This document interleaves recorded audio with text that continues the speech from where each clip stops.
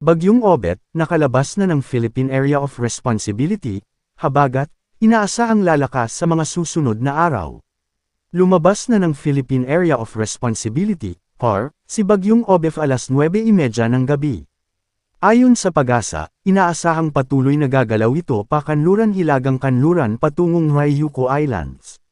Samantala, inaasahang hahatakin ni Bagyong Obet si habagat kahit na nasa labas na ito ng PAR. Habagat, nagdudulot ng pag-ulan sa ilang bahagi ng Luzon. Batay sa 24 na hour public weather forecast na inilabas ng DOST Pag-asa, sa Metro Manila, Ilocos Region, CAR, Cagayan Valley, Central Luzon, Cavite, Batangas at Rizal, inaasahan ang maulap na kalangitan na may kalat-kalat na pag-ulan at thunderstorms dahil sa patuloy na epekto ng southwest monsoon o habagat. Sa nalalabing bahagi ng Luzon, inaasahan ang bahagyang maulap hanggang maulap na kalangitan na may isolated rain showers o thunderstorms. Posible ang biglaang pagbaha o pagguho ng lupa, lalo na kapag malalakas ang thunderstorms. Samantala, sa nalalabing bahagi ng bansa, kabilang ang Visayas at Mindanao, inaasahan ang bahagyang maulap hanggang maulap na kalangitan na may isolated rain showers o thunderstorms dahil sa localized thunderstorms. Pinapayuhan ng publiko na manatiling alerto sa biglaang pagbabago ng panahon, lalo na sa posibilidad ng malalakas na thunderstorms na maaaring magdulot ng pagbaha o pagguho ng lupa. Rainfall Advisory, nakataas sa ilang bahagi ng Central Luzon dulot ng habagat.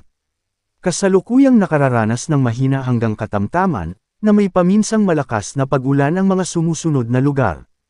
Zambales, Pampanga, Tarlac, Bataan, Dinalupihan, Hermosa, Morong, Bagak, Orani, Abukay, Balanga, Pilar, Samal.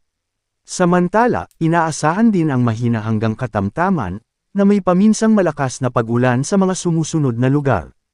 Nueva Ecija, Cabiao, Gapan, San Antonio, San Isidro, Aliaga, Cabanatuan, Caranglan, Cuyapu, General Mamerto Natividad, Gimba, Jaén, Laur, Licab, Llanera, Lupao, Nampikuan, Palayan, Pantabangan, Penaranda, Quezon, Rizal, San Jose, San Leonardo, Santa Rosa, Santo Domingo, Muñoz, Talavera, Talugtog, Zaragoza, Bongabon.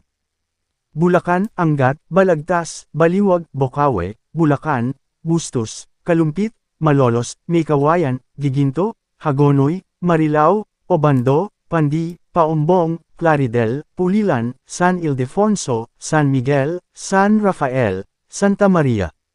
Pinapayuhan ng publiko at mga lokal na tanggapan ng disaster response na patuloy na subaybayan ang lagay ng panahon at abangan ang susunod na advisory mula sa Pag-asa.